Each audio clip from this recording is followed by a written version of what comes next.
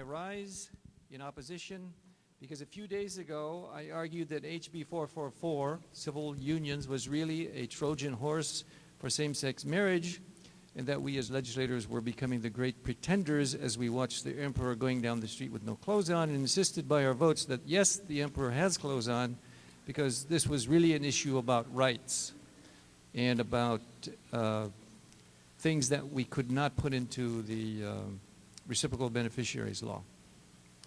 Mr. Speaker, today I contend again that this bill is not about equality, it's about an end run for same-sex marriage. The bill goes beyond equality, and as much as some of us don't admit it, it will usher in same-sex marriage as sure as Massachusetts, Connecticut, California, Vermont, and others have used civil unions as the gateway to same-gender marriage. Let me give you a real-life example about what I'm talking about, and it entails the state of New Jersey. New Jersey passed the Civil Unions Bill, comparable to this one, in 2006, and then they created the Civil Unions Review Commission to make sure they were doing the right thing, just like a lot of us in this chamber want to make sure that we're doing today, the right thing. Then in December 2008, that's just a few months ago, the New Jersey Civil Rights Commission issued a report that concluded, and I quote, Mr. Speaker, "Civil unions invite and encourage unequal treatment of same-sex couples and their children." Unequal treatment. As the report details, unless it's called marriage, you're not going to get rights in many cases, said one of the lead commissioners. Civil unions are not respected in the real world, and domestic partners are not respected in the real world.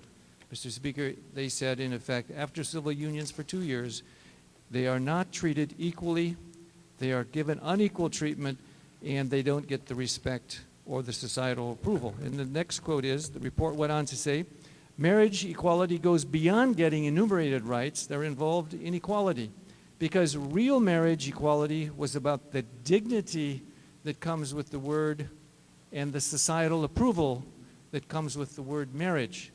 Mr. Speaker, this is suggesting that if we go on today, what will happen in a while is that these values that we're putting towards equality will not have an effect. Mr. Speaker, I find it difficult to believe that we will be able to get societal approval for something where the Muslims to be able to stop believing in the Quran is probably a very difficult proposition, as well as Christians stopping believing in their Bibles would be a difficult proposition. The same way that if we declared pork the miracle food, no matter what we say good things about it, Muslims are never going to start eating pork, if you get the analogy. That is not going to happen. What happens now with New Jersey, they may be ahead of us, Mr. Speaker, by what they have just done. Clearly, the New Jersey lack of equality argument is coming, and the motivation for us to pretend that it's not coming to Hawaii is not the reality of the situation. If we take a lesson from the playbook of New Jersey, the unequal treatment issue we think we are solving today will actually become the reason why HB 444 falls short of what we desire to have happen. HB 444 was supposed to eliminate something that it ends up, in effect, then encouraging, that is the unequal treatment. The unanimous recommendation of the New Jersey Civil Unions Commission was to suggest that legislation legalizing same-gender marriage would be the only solution to the problem.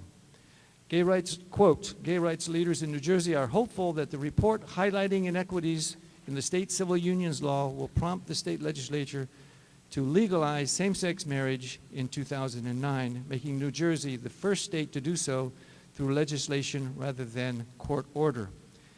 Mr. Speaker, let's stay tuned to New Jersey. It offers insight into what we are doing today and gives us reason to pause and stop pretending that all we're doing today is about a bundle of rice, the bundle of rights, not a bundle of rice. In the face of a slumping economy, lack of credit, job losses, I don't think our constituents will be happy with this bill and the amount of time we are committing to it. Thank you, Mr. Speaker. Thank you.